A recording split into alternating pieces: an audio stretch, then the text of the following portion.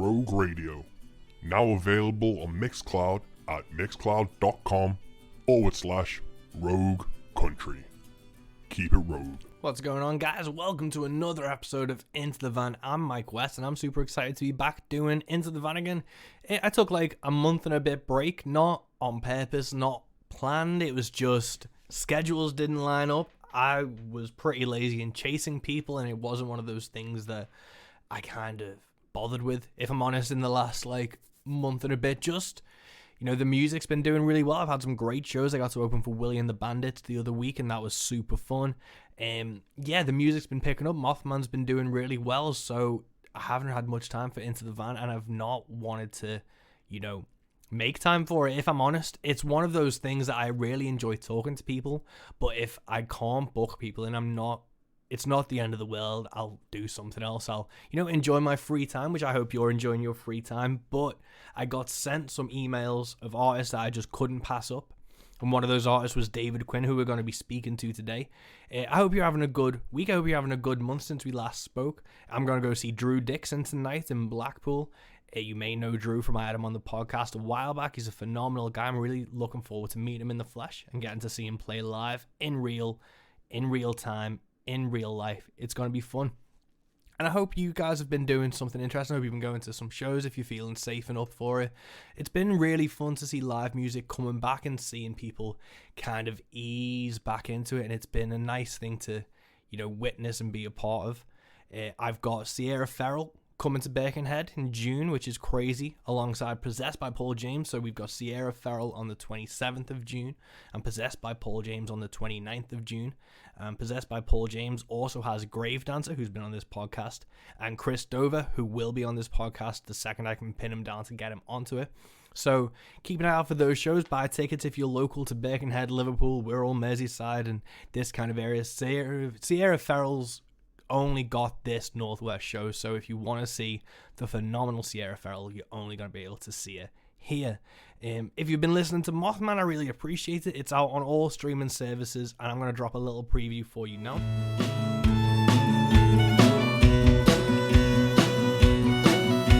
Red eyes in the darkness do warn me of a fate, racing down a darkened road, praying it's not too late. I saw Mothman, I saw Mothman.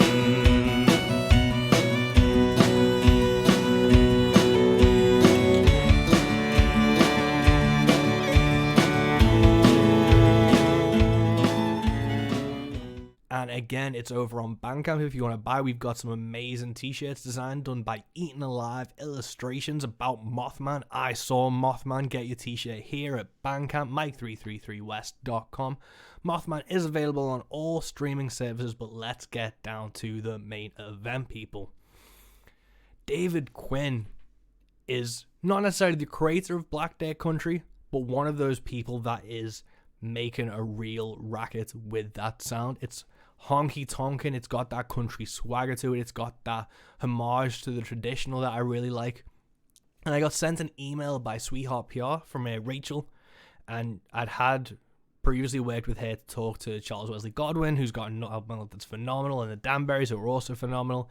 And she sent me this record saying, this is David Quinn, he's bringing out a new album soon, Country Fresh, would you like to chat to him?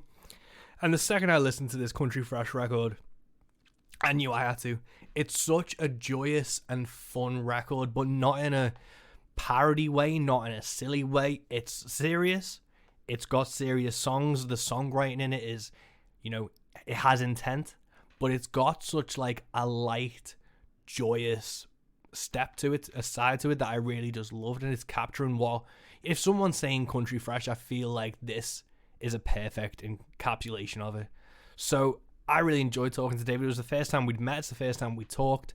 And I think we really hit it off. I had a great conversation with him, and I hope it comes through to you guys as well. Country Fresh is available now, and it is everywhere, every streaming platform. You can buy it from his website. But without further ado, this is episode 47 of Into the Van with Mike West and David Quinn.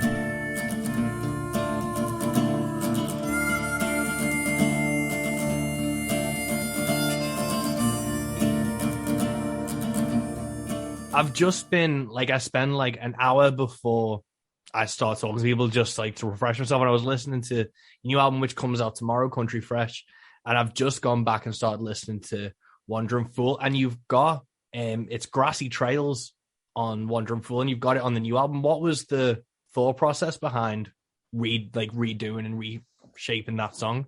Yeah. It's cool you caught that. There's a lot of folks who haven't caught that yet, so it's good to hear a chance to talk about it. But yeah, I put that first record out, and when I had recorded that first record, I hadn't really played those songs with a band or anything. So my engineer, who engineered the first one, Andre, he kind of had an idea of, I kind of just played it for him acoustic, and he kind of had some ideas how to put that one together. So we just tracked it, and I was really happy with how it came out and everything. But I came back to Illinois after I made that first record. I mean, this is years ago now, but put my band together, which is still some of the guys I play with now, and we just started playing it, and it kind of turned into the version it is now pretty quickly. I mean, within like a couple of months. So it was kind of weird. I started playing that song, and it sounded nothing like it was on the record, and it was sort of a staple in my set. I mean, I would play it almost every show, and it was right in the beginning of my set too. So I figured since I'm playing it so much and it's something I really enjoy playing, I was like, maybe we'll give it a proper re-recording of the way I do it and the way it kind of was more in my head. So that's kind of how I got to redoing that one. Yeah. Nice, man. I think obviously if you've been playing that song for so long, it's not necessarily you can get bored of it, but the way it morphs and it can take on new meaning, and when you play it live, it takes on the whole thing. It was interesting to see because I feel like your first records got a bit more of like a rock alt country sound, while this is more of, I don't like to say, because people sometimes say polish like it's a bad thing, but this is a more like laser focused like style. Was that conscious? Because I think I read that the band you had there, they weren't really country musicians. Did that play a part in how it's been shaped going forward?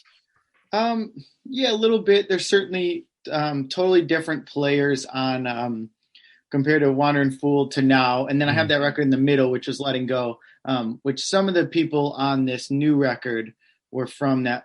Were also on my last record. But yeah, I mean, I think a big part of the difference from that gap was that, like I said, I was kind of traveling around when I recorded and wrote a lot of that first record. And I really just wrote those songs by myself. I mean, I always write them by myself, but, I didn't really have a band at that time to run them by and kind of work them out. So, I went in, and again, Andrea kind of put the band together, and it kind of just kind of morphed into what it did. With this record, I had much more time to think about that. I play drums. So when I write a song, I kind of know how I want it to sound on drums. And lead parts and things like that. So I had a lot more time to kind of figure it out. I pretty much went in there knowing for the most part how I wanted it beginning to end. That being said, the great musicians on this new record definitely had ideas that were great and helped morph, kind of the sound. But it was much more premeditated, I think, this newer record. And I think that probably is why it reflects in sort of a more of a directed kind of sound. Cool, man. And let's just go back to the kind of your origin story. When did you pick up a guitar? When did you start playing and writing?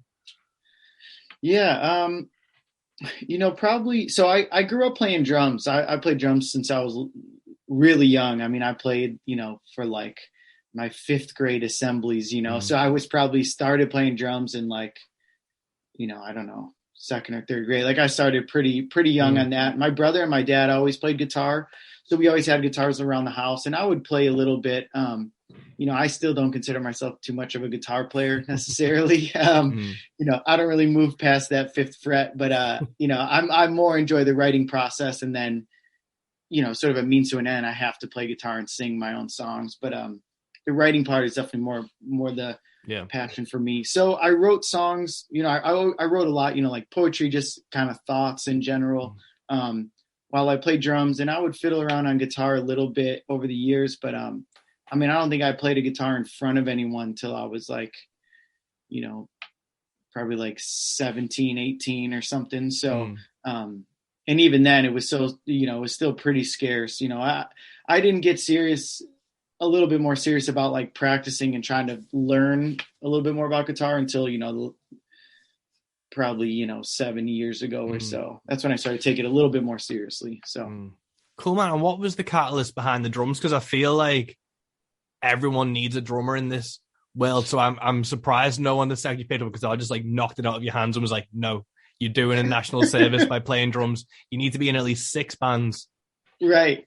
Well, it's so funny, actually. That's exactly why it took me so long to do my own thing, is I was staying so busy. I mean, I was playing drums. Like my brother was in a pretty kind of well-known band around like just where we grew up.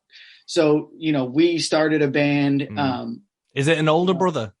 Yeah, he's an older brother. Yeah. So your dad and your brother were like, we need a drummer. And that's right. where you came into the picture. Yep. Yeah. It's so easy, of course. So I'm like, okay. And then, they were always better. They were older, so they'd been playing longer. So they hung out with people who were better musicians than me and everything. So being around people that I looked up to, especially at that super young age, it kind of pushed me to just try to get better and better at drums. So, we eventually started a band, that was multiple different formations. And then I played with, everyone around town, and then I moved to California. I played drums for a band out there, one of my best friend's bands. We toured around the West Coast and stuff. And that's kind of really where it happened. Right after I graduated high school, I moved out to California, traveled to play drums. And then that was when I was like, I just want to play my own songs, because I was so sick of playing drums for everybody else. It's just exactly like you said. It's so, you can be in high demand if you play drums. So that's kind of funny. Yeah. Then I just decided, I'm going to just quit everything else and just try to figure out how to sing and play guitar so I can play my own songs. Yeah. Cool, man. And I was reading before that you did some writing in journaling. Obviously, you've just mentioned talking about poems and stuff. How did journaling kind of help define? Because I know I recently read Matthew McConaughey's Green Book, where that's all like his journal excerpts and how he made sense of things. And he swears by how you can help it to get a handle on your life. Was that something that you have learned from that process? Do you still journal and write stuff down in that sense? Yeah, I really want to read that book, by the way. I've heard really good things about it. Yeah. I highly recommend it. It is good. He's crazy, but occasionally, like, a broken clock's right twice a day. And every now and then, he's really on the fucking money. Right. Oh, that's killer. Yeah, I'm going to pick that up. This is the last reminder I needed for it. So yeah, I still journal a lot and write down thoughts and phrases and sayings and just all that kind of stuff. I have notebooks filled with just, random thoughts and stuff. I think it helped me a lot. I mean, that's what really sort of, I always looked up to people like Bukowski and Allen Ginsberg and all the kind of older poetry and writers and stuff. And yeah, I think just getting my thoughts down on paper, especially then, because I didn't really play guitar or sing or know how to, kind of come up with melodies and such. It was a good way to get some thoughts out. But, that was like the perfect thing. When I was finally starting to play guitar, I would come back to those, and that's where all my songs come from. Yeah. I mean, even on the new record, like the song Heartland, that's sort of just a love song to the Midwest out here. And like, that was pretty much started as a poem I was just writing. And then I was like, oh, this could be a song, if we work it out right. So I think it's it's definitely my entrance way into writing songs. It's just all that kind of journaling and writing down thoughts and such. Cool, man. Because like the song I Just Want to Feel Alright, that feels like something that may have sprung from a journal, something that's like a really honest way of putting that in, and then the way the music builds and stuff. I just felt that was a really sincere track. Did that come from the same type of process? Yeah, absolutely. I appreciate that, by the way. I find it easier to kind of write down more like frank, serious feelings also when I'm just writing it in a notebook and I'm not sitting right with the guitar thinking like this is going to be a song. It's kind of easier to just be writing in the notebook and then coming back to and turning it into a song. Yeah. But yeah, absolutely. That's another good example of that sort of chorus started as some thoughts and then kind of developed into like a poem-ish kind of thing. And then, I knew like, okay, I'd like to turn this into a song. So yeah, absolutely. Yeah. It's a hard balance, I think, because I've talked to other songwriters and you start experiencing things and there's always a part of your brain that goes, this is a song idea.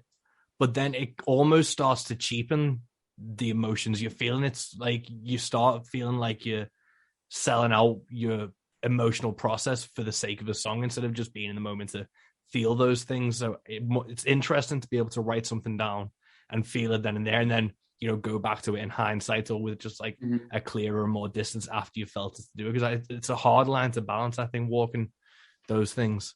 Yeah, that's a really good point that I don't think I've heard anyone say before. That is true, and I've done it too, right? Where I've heard a phrase or whatever, and I mean I have a notebook and on my phone, and I'll go right in and write it down, and then you're already thinking of ideas, and you're right, you almost get away from the actual feeling because you're trying to turn it into something instead of kind of experiencing it and then coming back to it. Yeah, that's a really good point. Yeah, it's always a hard line to walk. I think it's a weird one because, like, I remember there's a track called "You Will See Me" by a guy called Scroobius Pip, this English rapper, and it's about like a breakup and things. And someone was like, "Is it about you?" And he was like, "It's partly about someone else, but I didn't want to cheapen their emotional experience by stealing it." And it was an interesting like thought process of acknowledging that this is actually a serious thing. It's not just something that should be consumed for entertainment. It's something you have to sit with and chew for a while. Right. Wow. Yeah, that's interesting. Yeah, it's a really interesting thought too, and it's so true. It's kind of like photography and stuff too. It's like it's a fine line of taking the moment in, as opposed to taking your phone out or your camera right away and capturing the moment too. Because it's like now you have the moment forever, but did you really experience it there? It's an interesting thing to think about. Yeah, it's a hard one. I remember years and years ago, I did a skydive, and cool. My mom and my girlfriend at the time went with me, and without telling me, they paid for like the filming of it. And I kind of I didn't want it to happen because I didn't want my memory to be erased of whenever I watch it, I'll remember it from that point of view instead of the point of view that I actually went through it with. Right. It was a weird thing to reconcile. To be like, I don't want a weird, confused memory of it. Yeah, that's so true. I get that a lot with like childhood stuff. I'll remember the home video version of it and not actually experiencing it, and it's the same thing. Yeah. It's crazy one, but with obviously Country Fresh is out tomorrow and a sold out show in Chicago. That's got to be a good feeling. Oh yeah, I'm so excited to sell it out a couple days in advance too. It's just such a special thing too, especially after the last couple of years. I mean, I've only played around town a couple times, and like none of those were kind of like a headline my show thing. It was I hopped on some other bands shows, so it really felt good to have sort of a pointed show of me, and I kind of handpicked my two other artists that are going to open up the show, and it feels so special. I'm just totally honored. I mean, I was just saying today, I can't get any work done. I mean, all I can think about is tomorrow. I can't wait to get out there. So yeah, who else is playing with you? Who's opening the show? So the show's going to start with my buddy. They're in a band called the Family Gold. Really cool, like upright fiddle, guitar, kind of a real nice kind of intro into the night. And then my buddy Mikey G is going to be playing before me. And he's kind of got like a country rockabilly sound. He's a good buddy of mine in Chicago, and he's kind of on like the north side of Chicago. Really good buddy of mine too that I've known for a while. We really get along well. So I think he's going to do a good job of getting everybody riled up, and then I'll get on. So I'm excited. Cool, man. And I think, is it you are from just outside of Chicago? So was Chicago the main city that you initially started playing in? Was it open mics and things you started out with, or how did you get started in when you had the songs you'd written to start getting them out to the world? Yeah, so I grew up, probably about 40 to 50 miles west of the city. So, it was always like as a kid, we'd go in for games and concerts and stuff. But I mean, it was still 45-minute drive or so. So I was living, when I really kind of decided to start, doing this and trying to play out, I was living a little bit farther west of the city. So I was playing out there a little bit. I had met some buddies of mine who were in a band called the Giving Tree Band that was pretty big at the time. They kind of took me under their wing, and they have a studio. So I ended up recording like a little EP there that I never put out or anything. But and then they took me on the road. They toured full time and, made a living playing music. So they took me out on a bunch of shows, and they were really the first people to really kind of like give me a, you know, kind of believe in me and say, hey, like, we'll help you out a little bit. So that was really kind of where I cut my teeth. So that's still way outside of the city. And then I got into the city and started playing out there as well. But I had already played a lot of these venues as a drummer in Chicago. So it was so different. And like, I didn't book any of those, you know, I was just a drummer. So I just show up and play. So now it was totally different booking at these venues. You know, they're my songs, it's my band. So it was a really kind of weird, like, you know, 360 coming around that way. So then I kind of just started over in Chicago and built up. And I now live in Indiana, so not too far out. But it's kind of good to just get back there. It still feels like, you know, I'm not really a city guy, but it still feels kind of like home when I get everyone together in Chicago for a show like this. So cool, man. Was there anything you learned from booking those early shows, like to start? Like, did you have a mind of like, obviously you said you wanted to grow it, you wanted to get out there and start building a base. Was there anything you had in mind that you needed to do to kind of achieve that as like the first step and blocks of booking those shows? Yeah, you know, I remember in the beginning thinking like, oh, I'm not even going to be able to book a show, you know, who's going to book me? But, you know, you eventually get the first show and then you get a bunch. But, yeah, I mean, the goal in the very beginning was just like, I just want to play my songs in front of people. And I was pretty determined to do that. I mean, I did tons of open mics and songwriter nights and stuff like that, but I wanted to put like a group of players together, make a record, and then start playing. So that's exactly what I did. I mean, that was really my focus, because my biggest thing was confidence, like in singing and playing guitar. Cause you know, I was confident as a drummer, you know, I could kind of play with whoever. I could at least hang good enough. You know, I'm not the best drummer in the world by any means, but I could get by. So this was a totally different thing. And I was like, oh, I gotta prove to myself. I felt like I had to prove to other people too. So that was my biggest hurdle, was like book shows, get in front of people and get comfortable playing and singing guitar and kind of get those nerves off. And I mean, I still have nerves, but it was a good couple of years of just doing that, like, 3-4 shows a week, and like to really break it in. And I felt so much better after those couple of years. I could look back and I'm like, wow, I was like shaking in the beginning, and now I can at least be a little more comfortable. So I think that was the most important thing for me personally. Cool, man. And was that when you started adding plays, and was it, you noticed more of a response when you had a band with it as opposed to like being on your own with an acoustic? I love doing both, and I get good responses either way, but I had been doing so much.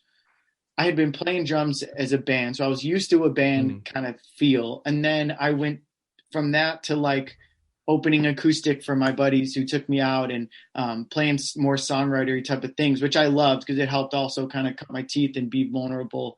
But I've always had this, in the back of my head, like I love the idea of while it's still not a band, it's my stuff, but I've been playing with at least 3 of the guys since I started that are still with me now. And I've always loved that sense of like a band, even if it's, just the same guys you're around all the time. You get that sort of connection playing with people. So I think that's like always been in the back of my head. Even when I was playing solo, I'm like, oh, gosh, I can't wait to have some guys behind me again. Or people behind me again. And then that's kind of, I think, why I kind of jumped and said, I'm going to try to put some players together. Cool, man. And I think people don't realize how big a jump it is, even from a drummer or anything, to when you're actually singing in front of people. Was there a point when you were like, oh shit, I don't actually sound that bad, and that kind of gave you the boost to do? Because I know sometimes it can be, you can hear there isn't a confidence in the voice on tracks, and on your records there's, it's a fully confident, like you thought you'd have like hit the floor like singing. So was there a point of time where you realized like, oh, I've got this? Oh man, well, thank you very much. By the way, I still get tickled whenever I hear something complimentary about the vocals. So I appreciate it. I mean, there was, especially in like the very beginning, at the end of shows, that would be my sort of biggest gripe, was like, I got to get more comfortable, because the way I would explain it to people, because people would be like, oh no, I thought it sounded good. My sort of way to explain it is like, on drums, I could easily express my feeling on drums. Like I could play harder, I could do a fill or whatever that is. And I hear a lot of vocal melodies that I just couldn't hit in the beginning. That's what was so frustrating. Also, as a guitar player, I write some of the lead guitar parts, but I can't play them. I have to hum them to my buddy, which that I can kind of get over. But the vocal one, I've always like, I wish I could hit these, because in the end, it's really just sort of like the expression that I'm trying to come through. So that was tough. But there was a time, there was a show probably like a year and a half in, and I still remember like singing, playing there, and I was like, it doesn't sound so it doesn't sound so bad. And then we got the board mix from it, and I listened back, and that's when I was like, oh, okay, like it's not as bad as I thought. And I think the confidence then kind of grew from there. And then going back to playing solo stuff, which I did, I still do some songwriter stuff, which I really enjoy.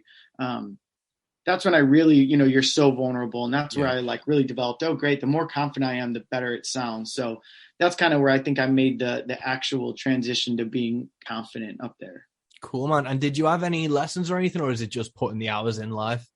Yeah, no lessons at all. I mean, I took like formal drum lessons growing up, but that doesn't help you for guitar and singing. So no, just putting the reps in, really.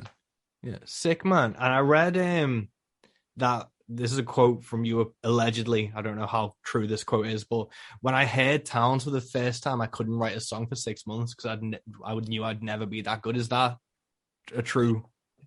Yeah. Oh yeah, absolutely. I mean, I still remember the first time I heard Towns, and it just like absolutely blew my mind, especially once I dove into his catalog a little bit more. I mean, it really did. It was like a weird, almost depression where I just, I don't know if it was 6 months, but it was definitely, I was like, oh God, this is the bar I'm shooting for, and it's so far beyond where I'll ever be. So, his stuff hit me really, really hard. Him and John Prine also. That Towns in particular definitely hit me pretty hard. Yeah. What was the thing that kind of snapped you out of it? Because I was talking to, there's a guy in Kentucky called James Reed who's phenomenal. And I had him on the podcast a while back, and he was talking in Kentucky. He's kind of from where Tyler Childers is from. And he said he knows about 50 people who hung up their guitars once Tyler hit the scene because they knew they wouldn't be that good. And we had that discussion about just because you aren't going to hit Prine or Towns doesn't mean what you're doing isn't any less valid. It's just they found a way to not necessarily perfect it, but make it such a relatable thing. What was it that snapped you out of that kind of mindset and got you back to writing? Yeah. I think, I somehow came to that same conclusion that, I've gotten a ton of nice messages throughout the years about songs that I've written in, and those are kind of reminders that it's like, oh, okay, maybe it's not on that level, but this also touches people the way, in some way that, Towns has touched my life or John Prine has touched my life. So, I mean, even if it's one person like that was enough for me to be like, oh, okay, it's definitely worth, to keep fighting for. I also think, I like to have something to work towards. And even if that goal is unattainable, it'll get me through my life. So I think I also realized it's really good motivation to sort of just keep going, musically. Yeah. I remember I was listening to, is a Hello in there when it's naked as the eyes of a clown. And it's just like, God damn it. What a fucking, perfect line, zero fat. Right. Let's just call it a day. Right. Yeah. It gives me chills. That song, I just had to do a interview and they asked me my favorite John Prine song. And I said Hello in there. I mean, I don't know if it's my all time, it's one of my top favorites that still hits me to this day. I mean, and I saw him play it live, like a couple years before he passed. And it just honestly brought me to tears. It's like such an incredible song. And I think that he wrote that when he was, still so young too. Yeah. It's just extraordinary. And then, he's from not far from where I'm from, he's from outside of Chicago as well. So he was like the reason I really started to write songs. I heard him pretty young. And I was like, oh, I've always liked more sort of twangy music. And it was cool to hear like, oh, this guy came from, similar area, and he's writing music that sounds like this. And, you know, there was a little bit of fun in some of his Yeah. songs, but then he'd also write a serious song, similar to Towns Van Zandt. And that's really what sparked it all for me. That was like, oh, I'm going to give this a shot. So incredible. Yeah. No, it's amazing, man. I'm a huge Prime fan. I've got a Spanish pipe dream tattoo. Oh, killer. That's great. Yeah, I've just got a TV exploding. I love it. Blow up your TV. Yeah, that's great. Yeah, but it's one of those things. Like, I just got his 1975 box set because I went to a record store and they had like his record store day exclusive that no one had bought, and he'd reduced it. And I was like, well, that's fucking mine. And I was listening to it. It's is it live at the? Oh, what the fuck? I can't remember where it's live. I think it's in New York. Okay. But it's just the way he balanced humor and the serious stuff. It's just an insane way that he did it. Like the intro he did to Angel from Montgomery, where he's talking about this woman and she sits down on the couch after doing the dishes and she starts screaming. And it's like a really heavy introduction. He's like, and I knew all this because I was a peeping Tom. And it's just, he managed to like bring it back. Oh, that's so great. That's so great. Yeah, it's truly like masterful. You know, it's like, it's masterful. Him and Towns both did that, where they would have these jokes between jokes and such serious songs. And, you know, there's on the John Prine side, like, since he has that sort of Midwestern thing that I identify so much with, because I'm just, you know, I also grew up in the Midwest, and I think there's something specific about growing up in this area. And like, it's just so incredible. I mean, I still kind of try to study as much as I can. I want to look up that live record because I don't know if I know. Yeah. I think it's live at the other end. I think it might be. Okay. Let me just. Yeah, I'm going to look that up after we are off here. But yeah, I mean, it's incredible. Even in that song, you know, the flies, they're buzzing. You can hear them, they're buzzing. Like the way he'll just describe a scene is so simple and yet so effective and just beautiful at the same time. It's incredible. Yeah, but yeah, it's I've just give it a quick Google. It's John Prine live at the other end from 1975. Okay. But with the Midwest, obviously you've put your flag in Black Dirt country. Mm-hmm. Is there anyone, obviously you talk about John Prine, your Midwest influences, is there anyone in yourself and contemporary influences you think kind of define that sound? Gosh, I don't know. I'm not totally sure. There are some other bands that are doing it that are around here and use that too. You know, I didn't come up with it or anything, but I know there's other bands using that, but I'm not totally sure. I mean, I really kind of equate it to like lifestyle and all that kind of stuff too, instead of, you know, not just strictly music. But not really. I kind of go back to John Prine when it comes to that stuff, because he was, you know, at least from my understanding, you know, he was from Illinois, outside of Chicago, and sort of mixed all these different, you know, folk music, kind of country, a little bit of everything. So I kind of look back to him whenever I sort of talk about the Midwest country thing or Black Dirt country. Has anyone put it on a t-shirt yet? Because they'll get the first credit. Well, I did. So you're in there. It's fine. I think it's I think I might be the first one to put it on a t-shirt. So it's in the bag. It's yours. Get it TM'd. There we go. We'll take it. Yeah, I know. And to be honest, I mean, I hope like people start.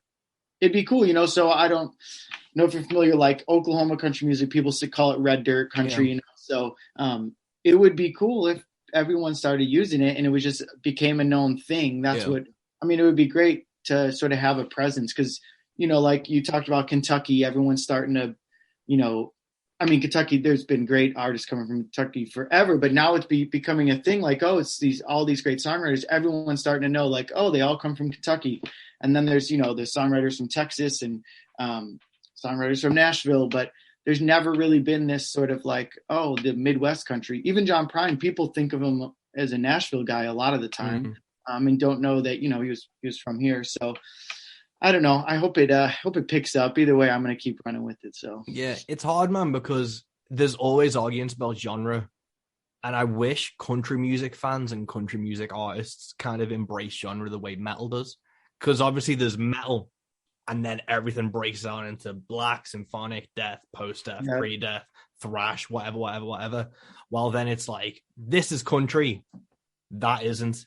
And it's like, well, it's a version of country. That's Right. Black Day country, that's Red Day country, this is Appalachian, this is bluegrass. And I Mhm. wish there was a more accepting, like, wider reach of it, because it's either it's country or it's not, tends to be the most like mindset of most country fans. Yeah, I agree. That's very well said too. I get that question a lot about, oh, do you call your music country, or what do you call it? And that's part of the reason why the Black Dirt thing came up. Is because if you were to just ask me, I would just say it's like country rock and roll kind of thing. But like, you could make the argument that it's not rock and roll. You can make the argument that some of it's not country or whatever. So I think that's what they were trying to do with the Americana thing, was like bunch it all together. But then I think people got sort of resentment of that term too. But So, I feel like Americana tried to take the teeth out of the thing. right. Right. There was something that it wasn't as sincere as what we're talking about. Yeah. Of it being, you know what I mean? But yeah, I agree with you there for sure. Yeah. Because like I've got my weird version of UK country that I call bastard country, because it's just a bastardized version with like punk and rock and different styles and stuff. And I just feel like just creating stuff and trying to set your own stamp, putting it on a t-shirt and hoping people resonate with it is a better way than trying to be like, well, actually I'm being psychedelic. Like, if you have to explain it in like more than 3 words, you've failed. Like you need to keep it succinct, and it needs to be like t-shirt worthy. Yeah, I agree. Yeah, 100% agree. That's great. I like the term bastard country too. That's great. Well, it's just I know I'm not like Buck Owens, and I know I'm not like George Jones or something. Like, I got introduced recently as old country when I said alt country, like ALT. Yeah, I have to be like, you have to reintroduce me, because a lot of people are going to be disappointed if they think I'm about to go up there and be like something I'm not. And it's one of those things where it just helps you kind of not only in your own identity, but it gives people that expectation of what it's doing with Black Day country. You know, it's of the land, you know, it's including the lifestyle, you know, it's got that country fresh thing to it. Right. Yeah, absolutely. And I mean, it even sounds kind of cool, right? Like it's I thought my steel player had come up with it. He's the one who just randomly came up with it, and we're like, oh my gosh, this is great. So I started using it, and then once we looked it up, we're like, oh, a couple other people had been saying versions of it. So it's cool. I mean, I think it's slowly getting there, but I agree. I think it's people get so caught up in these titles. It's so tricky. And sometimes people would like a band, but then they don't give it a shot, maybe because of a certain title or not the title, So yeah, I think, country music fans it can be tricky a little bit. Yeah. And I think they do need to embrace, because obviously you had like the Bakersfield side in California. And if people kind of embrace it the same way, there was like the New York punk movement, the LA punk movement, the London punk movement, having the areas do affect things, and it's an interesting thing. Yeah. Oh yeah, for sure. And you can hear it in the sound, which is so cool. Yeah. And that's what I think is so interesting, that I still think to this day, there's not really a definitive, like Midwest sort of movement. I mean, like, even when you ask, like, is there contemporary, I mean, there's not really, you can't really name, like, if you ask people, oh, what's like Midwestern country, there's no one really pushing it as that. So I don't know. Hopefully catches on a little bit more, and we can start having some names to mention, and me being one of those. Yeah. No, that would be sick. With the Midwest, obviously it's a large place I'm not super familiar with, because I'm in Britain. So like, I think Britain fits off like 5 or 6 times into the Midwest, or it'll be something like that. But do you tour much outside of Illinois and stuff? Like, how far like do you really go for shows and things? Yeah. So I've been traveling more recently, and then pending a couple things, I think I'm going to have a pretty busy year where I'll be getting out and playing just about everywhere in the U.S. Might be getting up to Canada too in the fall, which will be cool. But the Midwest is also another arguable thing, which is funny. It's in the middle, and it's kind of hard to determine where that line stops and you get to the South, or you get to the East or West or North. But I kind of have my general idea of what it is. But yeah, I've been traveling. I've been down in Nashville a lot. I was out in Oklahoma recently, in Memphis, playing some shows out that way. So I'm getting around a lot more recently. And like I said, I think if all goes well, I'm going to be getting just about everywhere the rest of this year, out to Texas, and then probably out to the East Coast as well. So fingers crossed that all kind of goes through. But I'm looking forward to getting out a little bit farther and playing these songs for people. So. Cool, man. And what's the crowds been like as you've gotten further away? Because I feel like, especially if you're calling yourself Black Day Country and this is Midwestern country, nothing will solidify that sound or viewpoint more than, traveling to the home of Red Day Country or something. Right. Yeah, absolutely. And people have been really warm about it. I try to say at least a mention of it on stage to just say, hey, I'm from the Midwest and I have a song called Boy from Illinois that's on the new record. And I'll usually slip it in there saying, I call what we do Black Day Country. And people have been really warm welcome on it, and people seem to like it. So, it's always great to get some sort of reassurance there. Right on, man. I'm with Country Fresh. That was from an ashtray at the recording studio, was it? Yeah. Have you robbed that ashtray yet, or is it still there? I don't know if I can answer that question, but because I feel like because it was there while you were recording your second album, and then it was there again while you were recording this one. So no one's gonna miss it, are they? Right. I don't think so. Well, yeah, I don't think so. Yeah, and it was way in the back. So the first time it was way in the back. I mean, it literally had like cobwebs and dust all over it. And I asked my engineer who's worked there forever, and he's like, "Oh, dude, I haven't seen that. Like, I've never even seen that." He's like, "It's probably been there for 40 years." So I'm like, "Oh, wow, that's cool." That's where I got it in my head, and I started using the phrase to just describe anything I liked, like good food, a good moment, a good song, good music, whatever. And then I went back and I recorded it in that same studio last year when I made Country Fresh, and I was looking around for it and I couldn't find it. I'm like, dude, you know where that Country Fresh ashtray is? And he's like, I was like, oh, no, I haven't seen it since that day. So we went looking around, and sure enough, it wasn't in the same spot, but it was like way in the back again in a different corner. And I was like, wow, incredible. Because he knew, we were recording the record Country Fresh anyway. So, and then I put it out in the middle for everyone, and where it is now, I can't speak to, but but yeah, it was very special to me. I love it. It's great. No, that's awesome, man. And it's such like a good phrase. It reminded me, I don't know if you know, there was a thing in the 90s called Syphil and Ollie, which was like sock puppets. Oh, okay. No, and it was done by, do you remember Liam Lynch? He was a musician. He did My United States of Whatever, which was quite a big hit in like the mid 2000s. Sure. It was his puppet show. And he did this thing called Crescent Fresh. And it was explaining that people used this phrase in a scene near him. And he was just singing a song with these puppets about what Crescent Fresh is and is not. The second I read Country Fresh, I ended up doing a deep dive on watching them videos again because I was like, I fucking get it, man. Oh, I love it. I'm going to look that up too now. I'll send you a link to it. I've just sent it to my mate because I remember we watched it in high school. And for ages, we were those annoying kids that kept calling stuff Crescent Fresh. And everyone was like, that's not a fucking thing. I was like, if we say it enough, it will be. Oh, that's great. Yeah, right. Oh, that's great. Yeah, it's kind of got like its own sound to it. That's why I fell in love with it right away when I heard it. I'm like, and again, I always go back to even back then I was, kind of caught up in the genre thing. And like, I never knew what to identify as for genre. And I was like, oh, this is the fucking best because it's country, but it's still one extra word, so it's like its own thing. But that's funny. And it's showing the joy of it as well, man. It's not just like, this is country, which can be like, I'm planting my flag and this is the hill I'm dying on. It's like, it's Country Fresh, man. This is something we need to celebrate. Right. Yeah, you're right. You're totally right. There is a little bit of funness to it. I think that you wouldn't get if it was just like you said, just straight up country, right? Mm-hmm. Yeah. Cool, man. And obviously I've been doing a bit more research and things. I think it was the Bluegrass station said that your cornbread and chili is your version of Guy Clark's Homegrown Tomatoes, which is a hell of a tagliner. You must be hella proud with that one.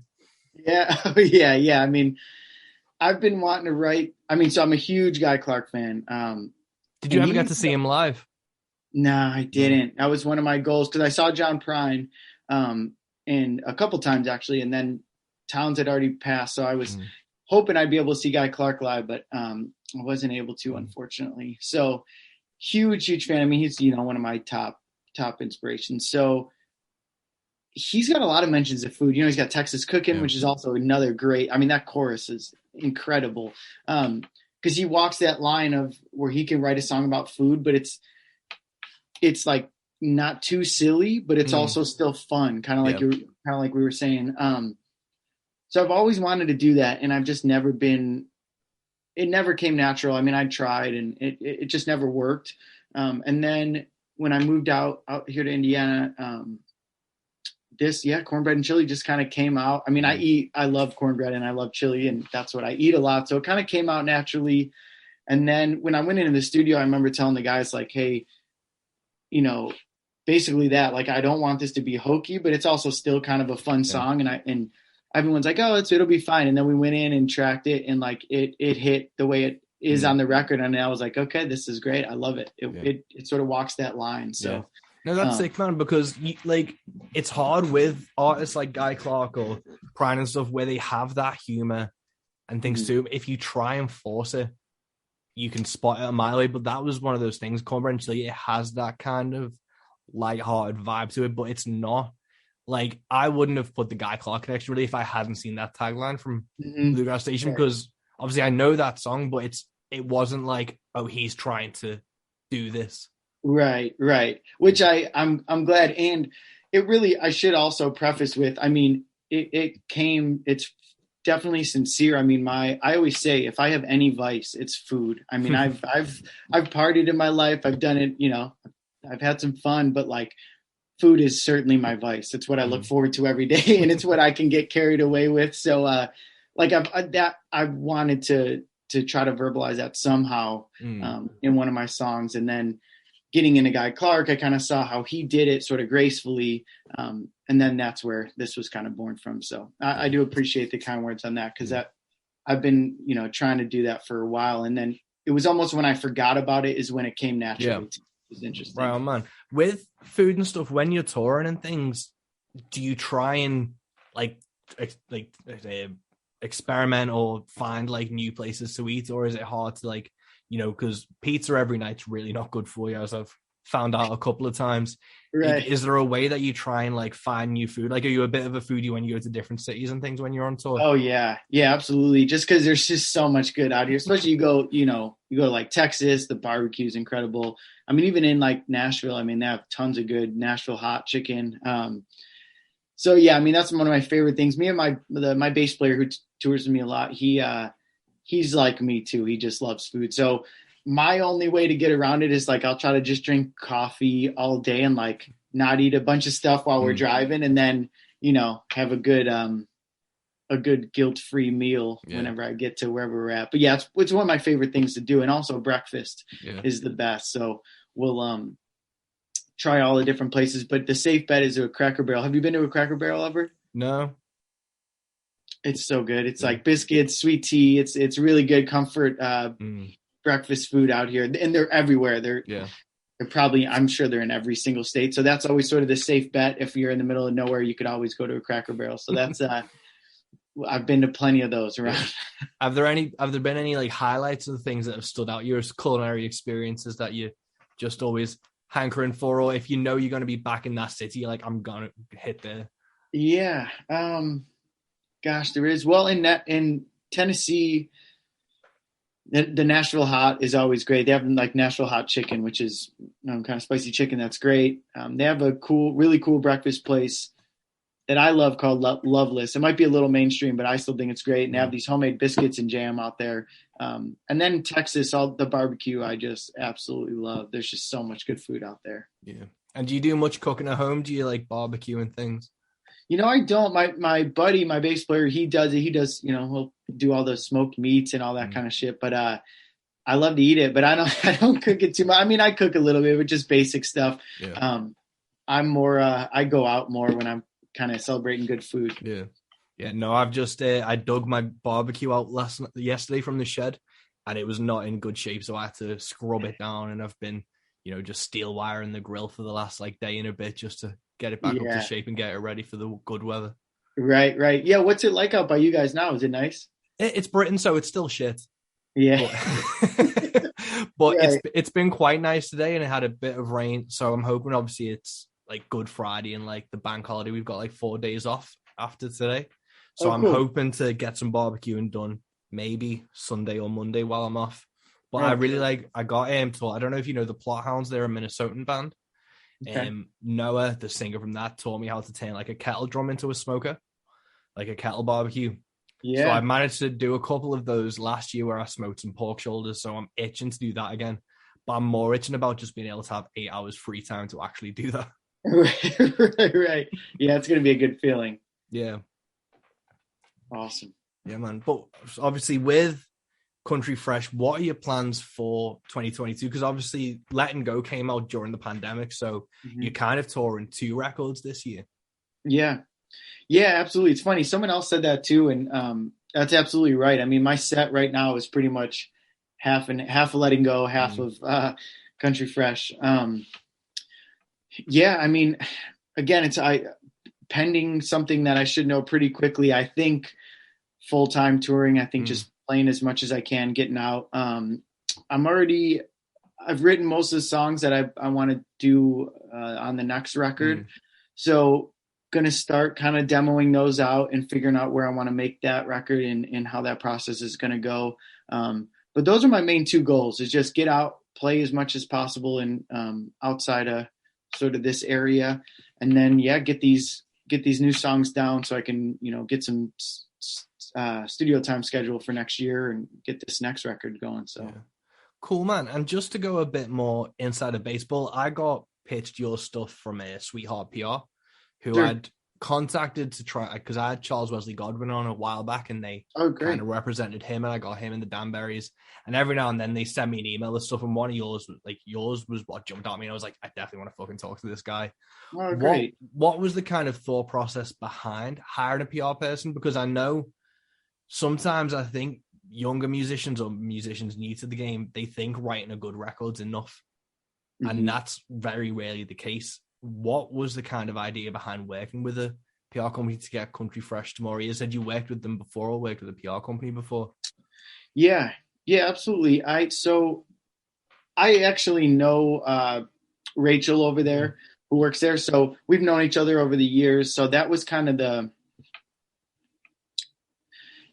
the catalyst for it all. It was like, hey, I want to put this record out. Can you help? And she's always great with wanting to help, and putting out Letting Go over the pandemic. Was such a record that I also believe so much in, and it means so much to me that it was great. I got some really good ears on it and stuff, but it was a really tough time to put a record Yeah. out. So I knew I wanted to just had to do everything possible for this record. Mm. So that's kind of where it stemmed from. I had read an article a long time ago about from Sturgill Simpson saying when he put out High Top Mountain, that first record, and he talked about it. He's like, it doesn't matter how good your record is. Like, unfortunately, the way the business model is, you need somebody who's nobody's going to write about it unless you get it to them, and you can only Yeah. get it to them through this model. So I don't know. I noted that right away when I read that article. I kept that in the back of my head, knowing that you need a little bit of help, no matter how much you believe in your record or whatever. Just it always helps. So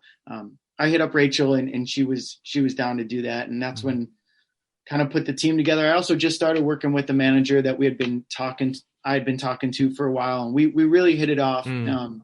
And he's helped me tremendously, and he also was fully in support of like, hey, let's do this one as big as possible. Yeah. Let's get some help on the PR side. So that's kind of where all that came from. Yeah. Cool, man. No, I released a record in 2020 as well during a pandemic, so it's good to know that we're both marketing geniuses. Yeah. Right. We'll be known in history now for that. Yeah. Yeah, just a real smart decision. I know, yeah. I go back and forth kicking myself for it sometimes, and then I think, well, if I didn't put it out, it would have been nothing for the whole year. Yeah. So I don't know. I go back and forth between it, but yeah, that's Yeah. it's funny to think about it. I think in the long run we did the right thing, or at least I want to hope so. Yeah, I think it showed the non-physical side of music is still there, and people still needed and wanted music.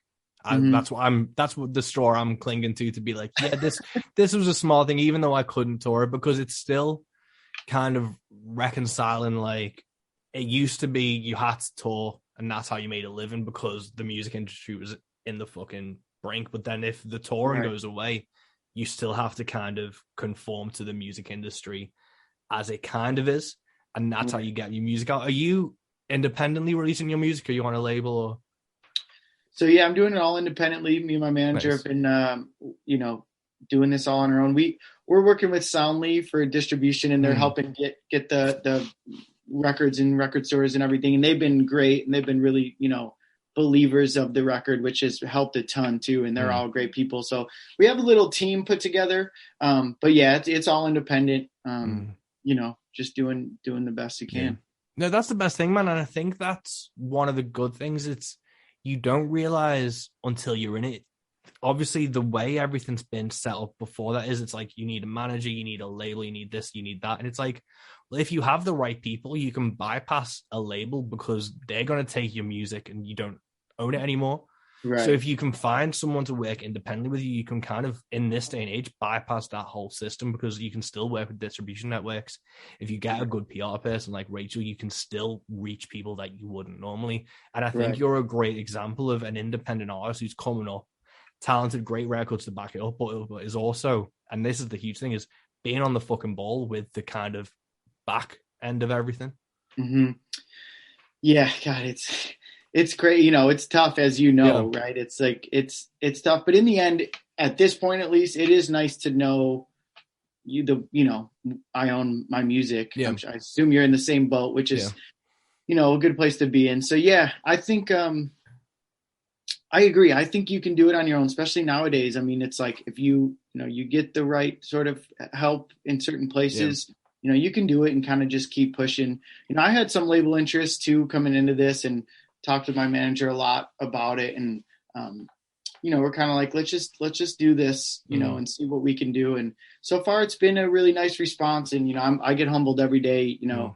from people reaching out and just nice, kind words, like, and meeting good folks like yourself. And, so yeah, it's motivating to like, okay, maybe just keep doing this as long as you can. So Yeah. I think it's got to be a good feeling as well because it's not like this is your first record where when you're releasing your first record, they're the questions that you really consider. It's like, should I be on a label?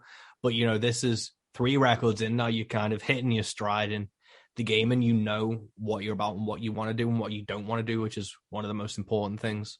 right. Oh, 100%. I think those are some of the best lessons I've learned, at least over the past like 5 years, or all the things I know I don't want to be and roads I don't want to go down. So yeah, I mean, I think that's some of the most important stuff.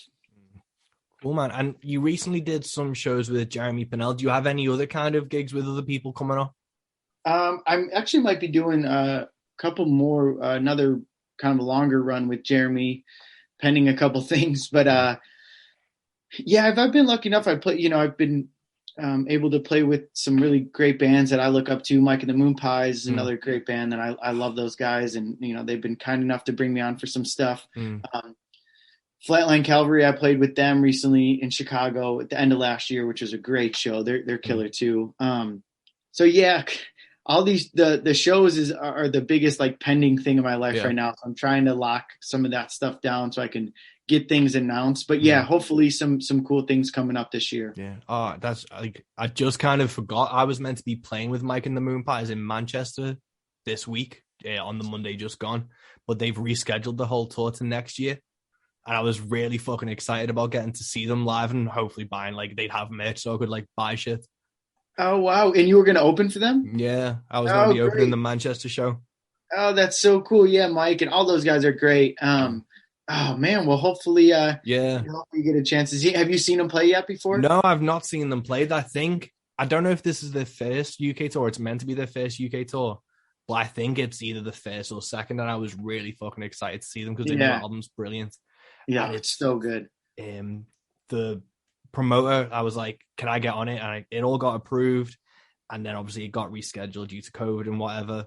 And I'd kind of been like, all right, whatever, I'll get on it with it. But I'd forgot to take the notification off my calendar and it popped up on Monday the 11th. Like, I was like, fuck. That's a rough reminder. Yeah. Yeah. Well, yeah, I'm sure you'll get on that other one. They're great, man. They're so cool to play with. They put on such a good show. All really good guys. Yeah, it's been a pleasure to kind of get to know them over the years. I've played with them a couple times, and each time it's always such a good time. Yeah. Right on, man. And with those tours, are you getting out of Illinois and stuff again? Is it like with the Jeremy stuff, is that a longer rundown like the East Coast or?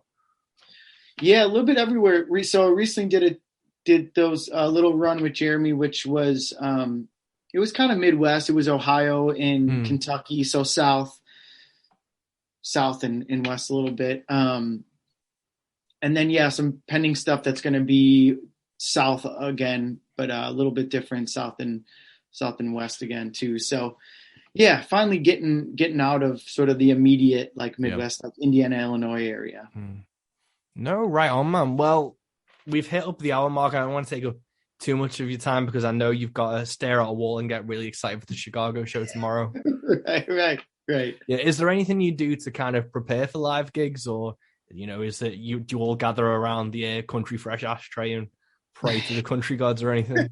Right. You know what? I think I'm going to start doing that. That's might be my routine for tomorrow.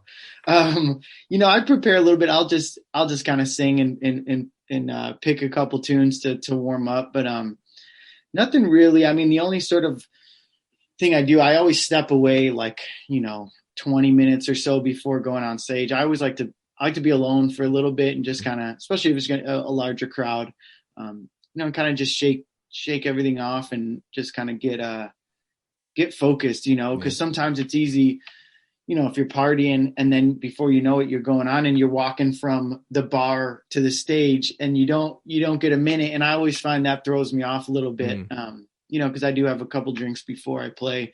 So I like to step away. I usually set an alarm on my phone, like 15 to 20 minutes out, and I'll go sit in the van or whatever and kind of decompress. Yeah. So I can be fresh kind of going in. Yeah. Cool, man. Is there any sign of a UK or European tour coming? Man, I would absolutely love to. I actually had a promoter talk to me about it right before the pandemic stuff. So I don't know, it would be something I would love to revisit, but yeah, nothing on the books now, but hopefully. Yeah. Cool, man. Well, I'll let you crack on with the rest of your day, and thank you so much for chatting to us. Yeah, I appreciate you having me on. It was great chatting with you, Mike, and I look forward to hopefully seeing you whenever I get to the other side of the pond. Oh, most definitely, man. Thank you. All right, thank you. Talk to you soon.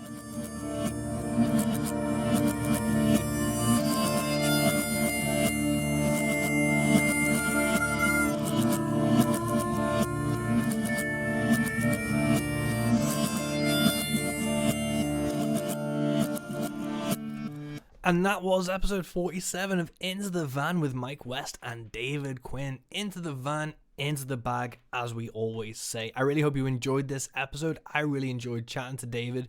With these podcasts, I love talking to people, but sometimes you have to kind of, get yourself in the mood to do it. You have to motivate yourself, psych yourself up to begin a conversation because you don't know which way it's going to go. But David was an absolute fucking delight. His album Country Fresh is out now. It's phenomenal. Thank you so much to Rachel from Sweetheart PR for sending him over. I hope you guys are having a good week. I hope you keep listening to the things you love. I hope you keep watching the things you love. I hope you keep supporting the things you love because that's the main thing. And, if you've enjoyed Into the Van, please leave a review. Please share it with your friends. Tell one person. And until next time, folks, stay safe. See you later.